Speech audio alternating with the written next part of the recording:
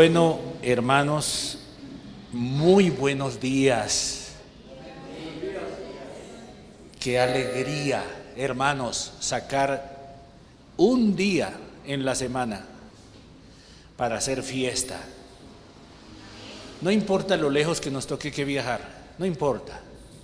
Es un día para el glorioso, excelso Salvador de nuestras vidas, el que nos amó, no a cambio de nada, como lo decía nuestro hermano José. Eso no es amor.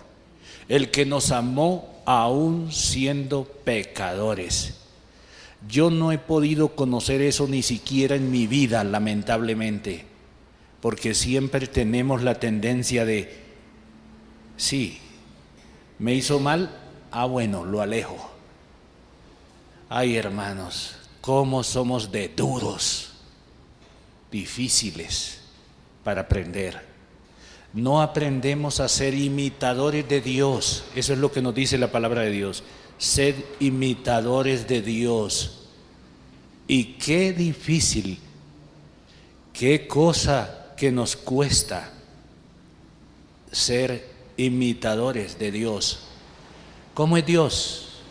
Ama a los que le aborrecen. Ama a los que escupen contra el cielo. Claro, Él es el juez justo y un día va a hacer justicia. Nos da muchos años de vida, cada minuto, cada hora, cada día, cada semana, para que volvamos en sí, para volver en sí o para volver en mí. ¿Recuerdan del hijo pródigo? En realidad debería llamarse el padre pródigo, porque pródigo significa alguien que da generosamente. Bueno, la idea fue que votó generosamente y por eso se quedó con el hijo pródigo. Y si le cambiamos, ya nadie entendería. En cambio, si decimos el hijo pródigo, todo el mundo entiende de qué estamos hablando. Entonces toca dejarlo así. Pero le hubiera quedado mejor el padre pródigo, porque fue el padre el que prodigó perdón y gracia. El hijo desperdició. Bueno, hermanos, bienvenidos nuevamente a este momento, a esta ocasión que el Señor nos ha concedido. ¿Alguien sabe de qué estamos hablando? Sí. Vamos a abrir justo la palabra del Dios viviente. Y estamos hablando, sí, de la fe y las dudas de uno de los gigantes más grandes en la historia de la Biblia. Y es para que nosotros también recibamos de estos ejemplos. Vamos a comenzar abriendo nuestras Biblias en Primero de Reyes, capítulo 19, versículo 15 al 18. Primero de Reyes, primer libro de los Reyes, el capítulo 19, y vamos a leer los versículos 15 al 18. Dice así la palabra de Dios: y le dijo Jehová: ve, vuélvete por tu camino, por el desierto de Damasco, y llegarás y ungirás a Hazael por rey de Siria. El rey en ese momento en Siria era Ben-Hadad. Así que Dios le está diciendo a Elías que se devuelva y unja a Hazael por rey de Siria. A Jehú, hijo de Nimsi, ungirás por rey sobre Israel, y a Eliseo, hijo de Safat, de Abel Meola, ungirás para que sea profeta en tu lugar. Y el que escapare de la espada de Hazael, Jehú lo matará. y el que escapare de la espada de Jehú, Eliseo lo matará. ¿Cómo así? Bueno, ahora vamos a explicar eso. Y yo haré que queden en Israel 7,000 cuyas rodillas no se doblaron ante Baal y cuyas bocas no lo besaron. Esa es la obra gloriosa de Dios. Bien, hermanos, vamos a ubicarnos un poquitico en el contexto de este pasaje que acabamos de leer. Recordemos que después de este portentoso milagro, es decir, cuando Elías reunió a todos los profetas de Baal en ese monte, y Elías le dio la oportunidad a los profetas de Baal toda la mañana de clamar, y como el Dios no respondía, pues Elías comenzó a burlarse y a decirle: grítenle más duro, tal vez está dormido. Y estaba llegando el mediodía, y los que estaban gritando y saltando alrededor de la estatua no hallaban qué hacer, y era la costumbre de que en ocasiones se sajaban con cuchillos los brazos, y eso hicieron esta vez también, hasta que pasado el mediodía Elías les dice: ya, paren, desde la mañana estaban en eso. Y entonces él mandó a componer el sacrificio de él. Primero colocó 12 piedras, y luego colocó una leña, luego le mandó echar agua, otra vez agua y otra vez agua, hasta que quedó llena la zanja totalmente de agua. Y luego, en una oración muy corta, estuvimos hablando de eso, de cómo deben ser las oraciones verdaderas.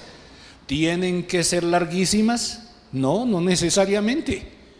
Bien, esto no significa que entonces Jesús, cuando oró toda la noche, estaba perdiendo el tiempo. No, pero debemos revisar nuestras oraciones. Una oración muy corta, y de pronto ven que desciende fuego del cielo y consume todo ese holocausto. Y el pueblo estaba que se le salían los ojos, y todos cayeron de rodillas y dijeron: Jehová es Dios, Jehová es Dios. Esto sucedió en esa ocasión, y entonces después de todo este triunfo, luego Elías ora para que llueva, y Dios envía lluvia nuevamente. Después de 3 años y medio de sequía. Ay, hermanos, nosotros no hemos sabido qué es eso, que no nos llueva 3 años y medio. Pero Israel sí supo qué fue eso. Y Acab y todo Israel son testigos de todo eso. Cuando Acab le contó a Jezabel, su mujer, todo lo que Elías había hecho, por supuesto debió describirle, como decimos, con pelos y señales, cada una de las cosas que hizo Elías, y cómo el fuego había descendido del cielo ante una oración muy corta y consumió hasta las piedras. ¿Pueden ustedes, hermanos, imaginar a Jezabel escuchando a su marido narrarle todo esto, pero al mismo tiempo roja de la ira por dentro que le carcomía, casi al punto de decirle: ya basta, no más detalles, al grano? ¿Pueden imaginársela? Sí, creo que eso pudo haber pasado. Bien, entonces Acab le cuenta que también mató a 450 profetas de Baal, y entonces explota y dice: ya, ni una palabra más. Bueno, eso no está en la Biblia, por supuesto, ¿no? Eso yo lo estoy imaginando, pero pudo ser así. Bien, ¿por qué? Por el contexto, lo pensamos. Le dice: a ver, no olvidemos que ella era la que mandaba. Enseguida llama a uno de sus sirvientes y le da la orden de llevarle un mensaje a Elías. ¿Recuerdan el mensaje que le envió a Elías? Capítulo 19, versículo 2, ¿cierto? ¿Lo recuerdan? Leámoslo. Dice: entonces envió Jezabel a Elías un mensaje diciendo: así me hagan los dioses y aún me añadan, si mañana a estas horas yo no he puesto tu persona como la de uno de ellos. Le mandó una sentencia de muerte. ¿Ven? ¿Qué pasa entonces? 19:3. ¿Qué pasó?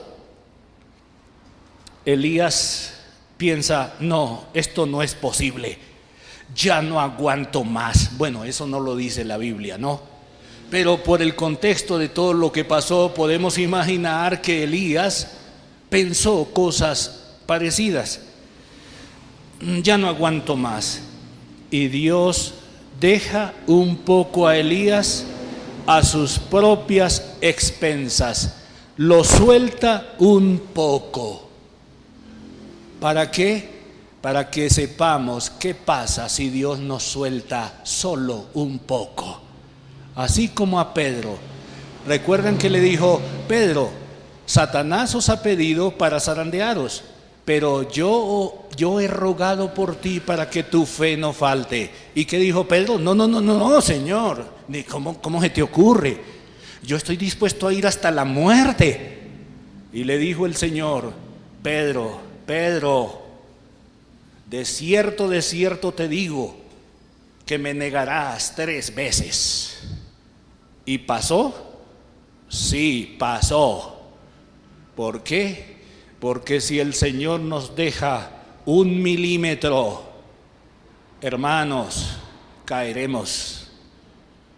El Señor nos ha salvado, pero Él guardará esa salvación desde el principio hasta el fin. Si no es así, jamás llegaremos al destino. Y entonces Dios suelta un poquitico a Elías y Elías se resiente. Y esto es lo que pasa con este gigante aquí. Lo suelta un poco.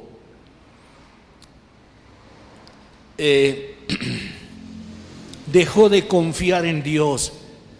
Se resintió. Sintió lástima de él mismo. Pobrecito yo. Mire tanto que he hecho. ¿Había hecho bastante? Sí, claro. Y se centró en su propia mente. Sus pensamientos los centró en el peligro y la confianza en aquel de quien nos viene todo ya no era su fortaleza, sino que lo que dice el verso 3, viendo pues el peligro. Elías dejó de mirar a Dios y se centró en el peligro. ¿Ve? Eso fue lo que pasó. Bien, y entonces se debilitó todo y se fue para salvar su vida. Qué historia de este gigante. Se fue por el desierto todo un día de camino hasta que las fuerzas ya no le daban y se echó debajo de un árbol llamado enebro y le pidió a Dios que le quitara la vida. Ya, Señor, ya he sufrido bastante, quítame la vida. Bueno, algunas de estas palabras son mías, no de la Biblia. Ya he sufrido bastante, no lo dice la Biblia. Yo se las estoy poniendo. Pero sí le dijo, quítame la vida. Pero cuando uno llega al punto de decirle a Dios que le quite la vida es porque la cosa está muy complicada por dentro. ¿Me hago entender? Y entonces por eso me atrevo a ponerle estas palabras también. Y bien recordamos que Elías era uno de los únicos 2 que no iba a morir. No murió y estaba pidiéndole a Dios que le quitara la vida. Qué contraste, ¿no? Qué ironía. Bien, pero eso nos pasa. Elías está agobiado, está deprimido, siente que ya no aguanta más. ¿Le ha pasado? Yo creo que sí. Bien, hermanos, esta es una invitación para que depositemos todo lo que somos en las manos de aquel que nos hizo, porque no somos autosuficientes ni independientes. Solo Dios es autosuficiente e independiente. Así que necesitamos depender de aquel que es la fuente de todo. ¿Para qué? Para que su vida tenga el sentido que debe tener. Si no, vamos a sufrir. Vamos a estar deprimidos. Bien, esto es parte del contexto. Después de, me estoy saltando aquí algo. Se quedó dormido y Dios envía un ángel para despertarle y para que coma y beba. Él se despierta, come y bebe y se vuelve a dormir. Y vuelve el ángel del Señor a despertarlo. Vuelve y lo despierta y le dice: despierta y come, porque largo camino te resta. Hermanos, así es la vida que el Señor nos ha dado. Nos resta largo camino y hemos de estar debidamente alimentados con la comida que venga del cielo, si es que hemos de poder caminar el largo camino. Y esto es lo que vamos a ver en esta ocasión. Después de esta comida, Elías caminó 40 días y 40 noches, así lo vimos la vez pasada, ¿no? Y por fin llegó al monte de Dios y se metió en una cueva. Allí Dios le pregunta: ¿qué haces aquí, Elías? Qué preguntas las que hace Dios, ¿no? Como si Dios no supiera. Como sarcástico Dios, ¿no? ¿Qué haces aquí? ¿Cómo así? Que Dios le pregunta a Elías: ¿qué hace aquí? ¿Acaso no sabe qué hace? Bien, esas son las preguntas que Dios hace. ¿Qué haces aquí, Elías? Es como cuando nosotros decimos algo ridículo a alguien y esa persona nos contesta: ¿qué es lo que usted me está diciendo? Y nosotros le repetimos al pie de la letra todo, otra vez lo que le dijimos, y la persona dice: ¿qué? No le escucho. Bueno, nos dice: ¿qué? No le escucho. No, claro que nos está escuchando. Lo que pasa es que es tan ridículo lo que estamos diciendo que no vale la pena responder. Y algo parecido es lo que el Señor le está preguntando a Elías.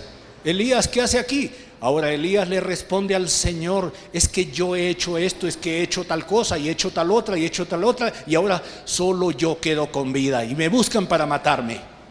Bueno, eso lo leímos la vez pasada, ¿no? Entonces Dios vuelve a preguntarle otra vez la misma pregunta, como si no le hubiera preguntado la primera vez. Y Elías al pie de la letra le contesta otra vez lo mismito.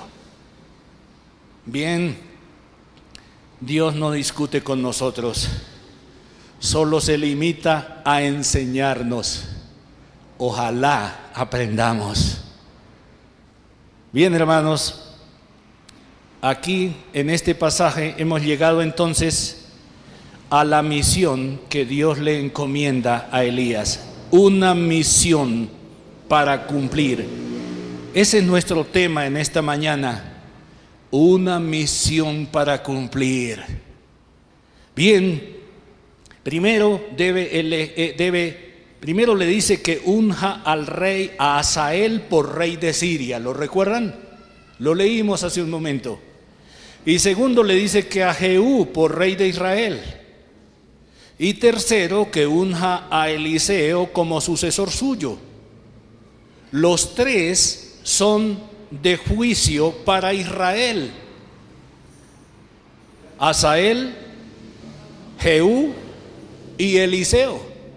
Porque luego leemos en el siguiente versículo, en el 17: y el que escapare de la espada de uno, el otro lo matará. Y el que escape de la espada del otro, el tercero lo matará, que es Eliseo. Bien, así que es una respuesta de juicio. Dios sí va a traer el juicio por la maldad de la casa de Acab, porque Israel le ha dado la espalda. Dios sí va a traer un juicio. Y esta es la respuesta, y es una misión. Sin embargo, el cumplimiento de la misión encomendada a Elías comienza justo por la última, que es Eliseo. A ver, pasemos a los versículos 19.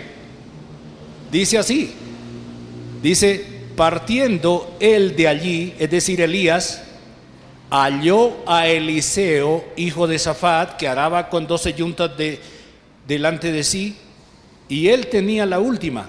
Y pasando Elías por delante de él, echó sobre él su manto. Entonces, dejando él los bueyes, vino corriendo en pos de Elías y dijo: te ruego que me dejes besar a mi padre y a mi madre, y luego te seguiré. Y él le dijo: ve, vuelve, ¿qué te he hecho yo? Y se volvió y tomó un par de bueyes y los mató, y con el arado de los bueyes coció la carne y la dio al pueblo para que comiesen. Después se levantó y fue tras Elías y le servía. ¿Se dan cuenta cuál es la primera que se cumple? La primera misión que se cumple es la de Eliseo. Ahora, veamos unos detalles aquí. Eliseo responde así como respondió Mateo cuando el Señor pasaba por el banco de los tributos. ¿Recuerdan? Gracias, hermano José. ¿Cómo respondió Mateo?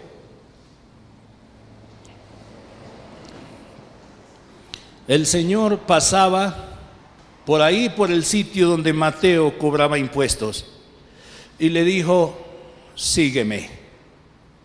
Y Mateo lo dejó todo y le siguió. Así respondió Eliseo aquí. ¿Y quién más respondió así? Cuando Jesús encontró a Pedro y a Andrés, los encontró pescando, les dijo: síganme y os haré pescadores de hombres. ¿Y qué hicieron? Le siguieron. Y encontró a otro llamado Jacobo y Juan, hermanos, hijos de uno que lo apodaban el trueno, y les dijo: síganme. ¿Y qué les pasó?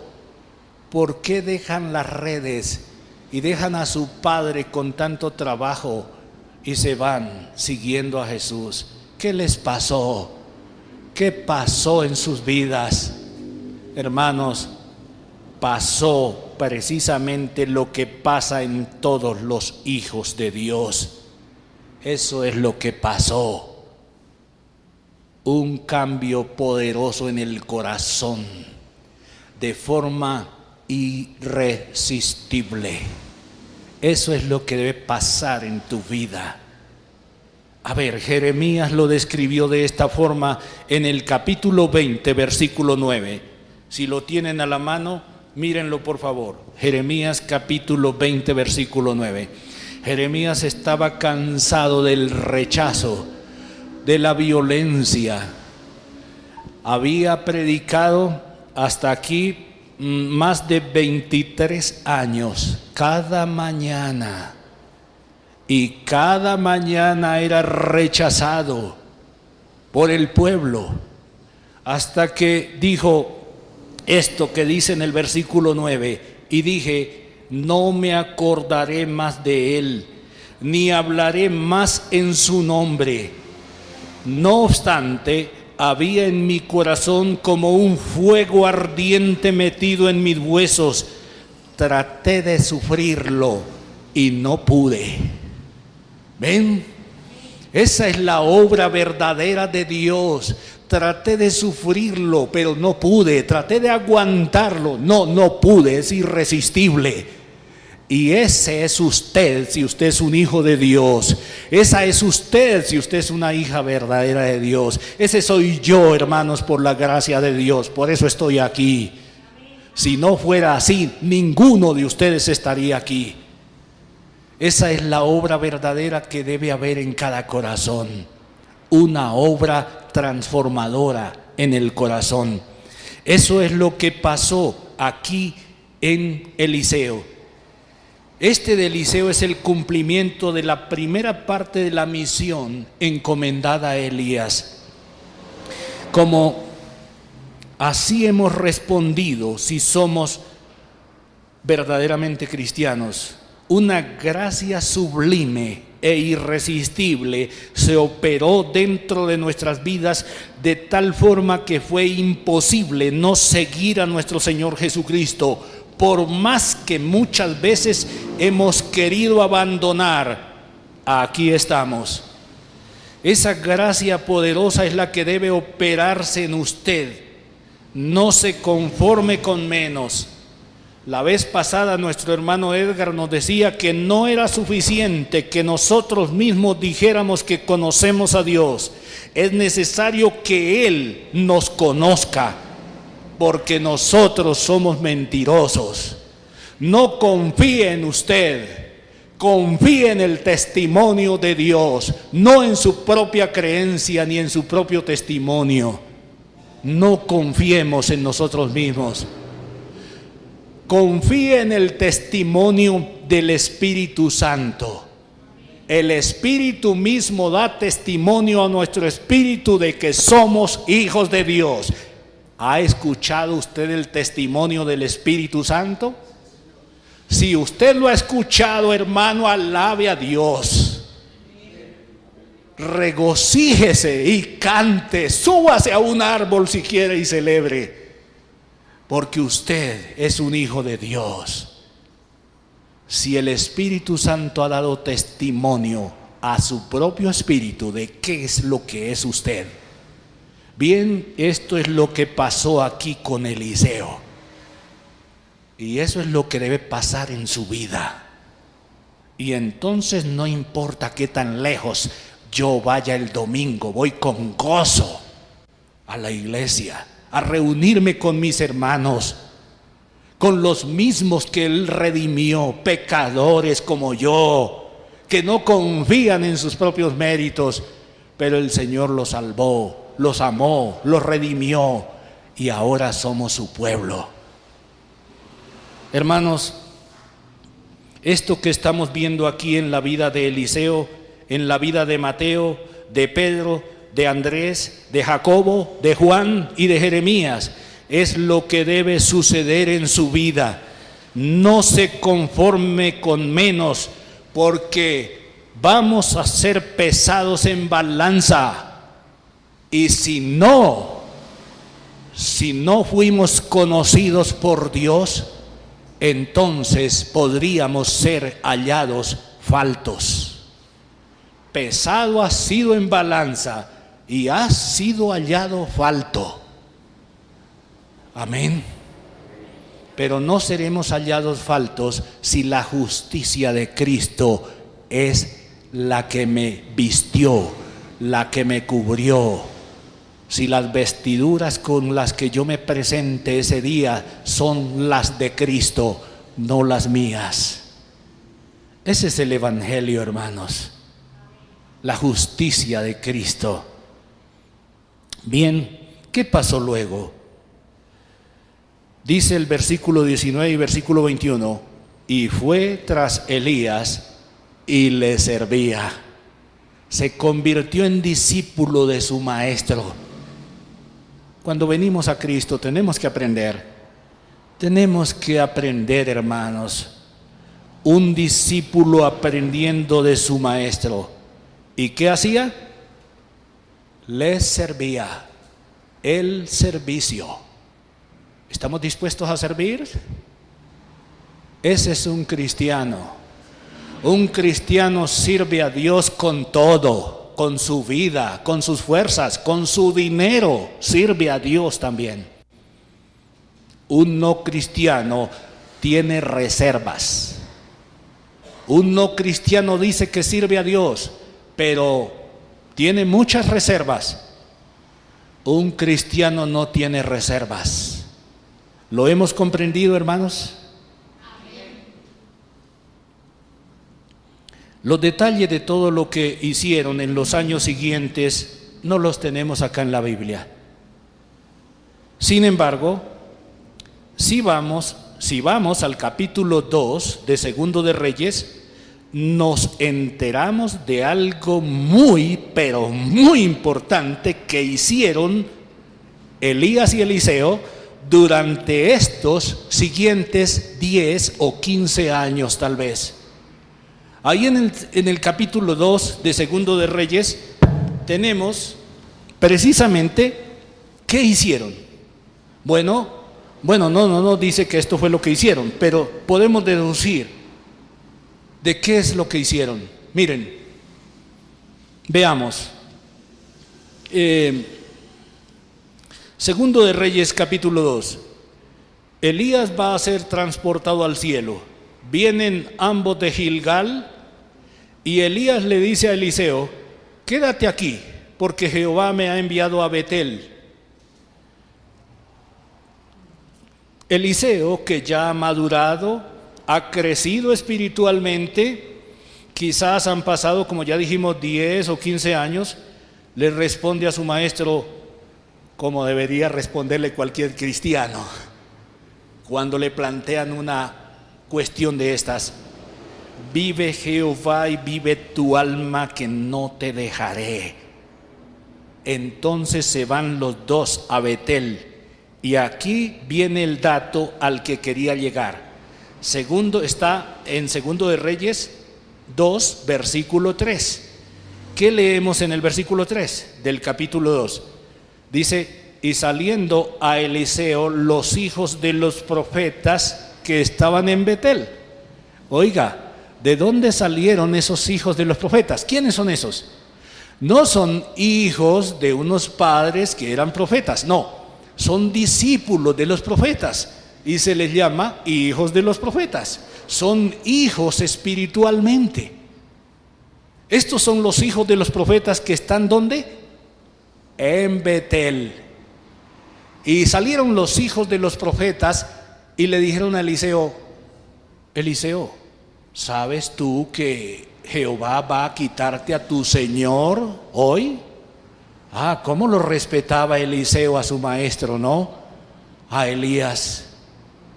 Ahora, hermanos, volvamos a la pregunta. Bueno, esto mismo lo tenemos en el versículo 5. En el versículo 5, entonces dice, Segundo de Reyes 2:5, dice: y se acercaron a Eliseo los hijos de los profetas que estaban en Jericó. Más hijos de profetas en Jericó. Y luego en el versículo 7, y vinieron 50 varones de los hijos de los profetas, y se pararon delante a lo lejos, y ellos dos se pararon junto al Jordán. Habían 50 varones de los hijos de los profetas. ¿Qué estamos viendo aquí? Pregunta: ¿de dónde salieron esos profetas? Acabamos de leer en el capítulo 19 que Elías le dice al Señor que solo él ha quedado y que lo buscan para matarlo. Pero el Señor le dice: no, Elías, yo me he guardado muchos por ahí. Yo me los he guardado. Dios sabe guardar lo suyo. Y se los había guardado. Y aquí hay unos profetas. Hay escuela de profetas. ¿Dónde? En Betel, ¿no? Hay una escuela de profetas, los hijos de los profetas de Betel. ¿Dónde más? En Jericó también, y posiblemente en otros lugares que no menciona la Biblia porque no viene al caso. Pero posiblemente montaron escuelas de profetas. ¿A qué se dedicaron inmediatamente después que Elías unge a Eliseo como profeta? Para que le sirva al Señor. ¿A qué se dedicaron? A instruir profetas. ¿Comprenden por qué tenemos la escuela? ¿Por qué la iglesia tiene este ministerio de la escuela los días jueves? Hermanos, porque debemos prepararnos para servir a nuestro Dios. Y quiero recordarles, jamás estaremos debidamente preparados. Es por eso que tenemos la escuela. Y nuestro hermano José nos estaba animando diciéndonos: cada vez hay más gente en la escuela. Qué bueno, gracias al Señor. Así que estos hijos de los profetas entonces son los alumnos de las escuelas de profetas que Elías estableció con Eliseo. Y estos van a causar estragos en la nación idólatra de Israel. y van a acabar con el culto de Baal entre todos los que el Señor encomendó a la misión aquí, a Elías. Bien, pero quiero destacar algo. Eliseo entonces, después de esto, obviamente siguió dando fruto tremendo. Aquí tenemos esta historia en Segundo de Reyes. Tenemos esas historias gloriosas del ministerio de Eliseo. Y eso es para ti también, hermano y hermana. Proverbios 11:30. El fruto del justo es árbol de vida, y el que gana almas es sabio. Para esto estamos aquí, para dar fruto, para dar mucho fruto. Amén. Así como Eliseo, así como Pedro, como Pablo, como Juan, Dios quiera usarnos, hermanos. Pero la misión de Eliseo también era de espada. Lo leímos ahí en el versículo 16, ¿no? ¿Sí? Capítulo 19, versículo 17, creo. Y el que escapare de la espada de Hazael, Jehú lo matará. Volvimos a Primero de Reyes 19. Y el que escapare de la espada de Jehú, Eliseo lo matará. ¿Qué es esto? ¿Cómo así? Hermanos, para entender esto, vamos a abrir en 2 Corintios, capítulo 2, versículos 15 y 16. 2 Corintios, capítulo 2, versículos 15 y 16, para que entendamos, hermanos, que nuestro ministerio es de vida para vida, pero nuestro ministerio también es de muerte para muerte. Sí, el que rechaza la verdad, le da la espalda a la verdad que es la vida, va a encontrar la muerte. Y el que rechaza resulta endureciéndose más todavía. Leamos, por favor, 2 Corintios capítulo 2, versículos 15 y 16. Porque para Dios somos grato olor de Cristo en los que se salvan y en los que se pierden. A estos ciertamente, es decir, a los que se pierden, ciertamente olor de muerte para muerte. ¿A usted le provoca quitar ese versículo de la Biblia? Pues no, eso es lo que dice el Dios verdadero. A estos ciertamente olor de muerte para muerte, y a aquellos olor de vida para vida. Y para estas cosas, ¿quién es suficiente? ¿Quién es suficiente para un ministerio de esa clase? Nadie. Nadie es suficiente. Por eso Elías y Eliseo fundaron escuelas de profetas para enseñar la palabra de Dios, para enseñarle a muchos de dónde viene el poder para transformar una nación, una sociedad. ¿Comprenden esto, hermanos? Esto es lo que debemos entender todos nosotros. Bien, entonces la misión de Eliseo también era de espada, porque en ninguna parte leemos que Eliseo cogió y mató gente, ¿no? Pero el Señor aquí le dice que el que escape de uno caerá en las manos del otro, y el que escape de ese otro caerá en las manos de Eliseo. Bien, aquí lo estamos leyendo en 2 Corintios. Nuestro mensaje también es de juicio para aquellos que lo rechacen. Es olor de muerte para muerte en los que no creen a la verdad. Porque los que no creen a la verdad creen en la mentira. No hay más opción.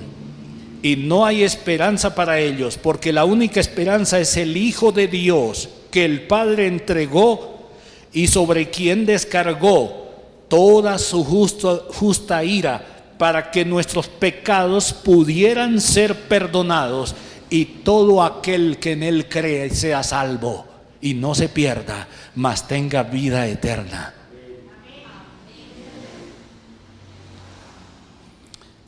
Ahora, en su vida Elías personalmente solo ungió a Eliseo. Los otros dos, en realidad, los llevó a cabo, Elías sí, los llevó a cabo, pero por delegación. Y Jehú ni siquiera fue ungido por Eliseo directamente. Asael sí.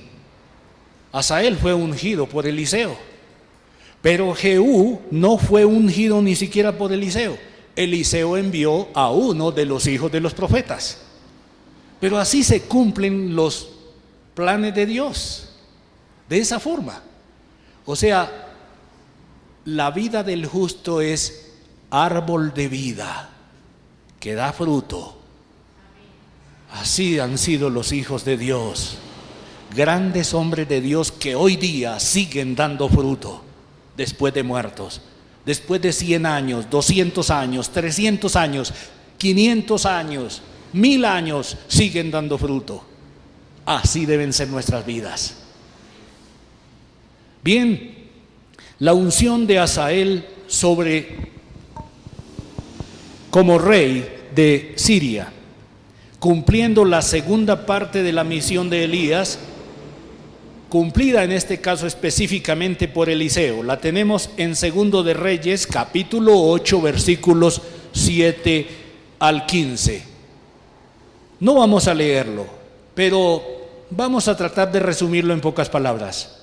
Segundo de Reyes, capítulo 8, 7 al 15. Esta fue la segunda que se cumplió.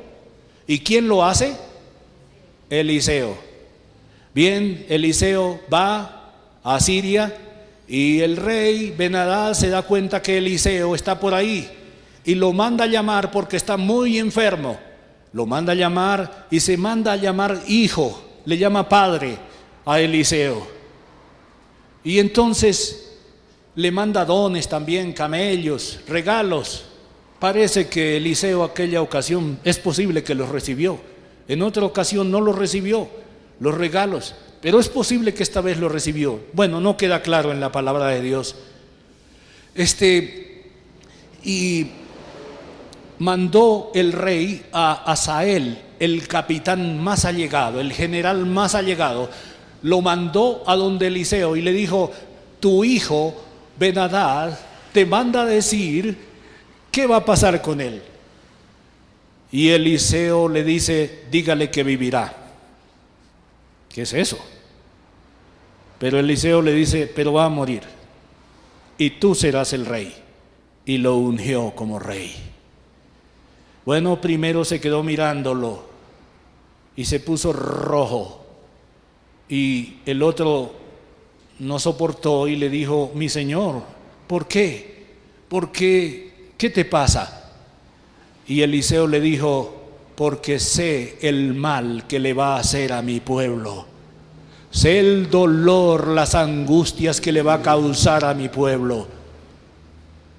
Y entonces lo ungió como rey a Asael. Y efectivamente Asael trajo muchos dolores a Israel. Bien, ahora viene la unción de Jehú como rey de Israel. Y este es el cumplimiento de la tercera parte de la misión de Elías. Jehú, puesto por Dios mismo como rey de Israel, de inmediato procede a ejecutar el juicio sobre la casa de Acab. Joram, hijo de Acab, estaba precisamente en Jezreel, en la heredad que Jezabel le había robado a un hombre llamado Nabot, después de hacerlo apedrear vilmente. Jehú es ungido por uno de los hijos de los profetas que Eliseo envió. Inmediatamente Jehú emprende la destrucción de toda la casa, de toda la familia de Acab. Jehú comprende que fue ungido por Dios como rey y emprende el proyecto de hacer cumplir la palabra de Dios que él mismo había escuchado por boca de Elías. Ahí lo leemos en el capítulo 9, Segundo de Reyes, capítulo 9, versículos 25 y 26. Vamos a leerlo. Segundo de Reyes, capítulo 9, versículos 25 y 26. Permítanme un segundo que estoy aquí perdido. Si alguien lo tiene, por favor, léalo. Segundo de Reyes, capítulo 9, se me perdió.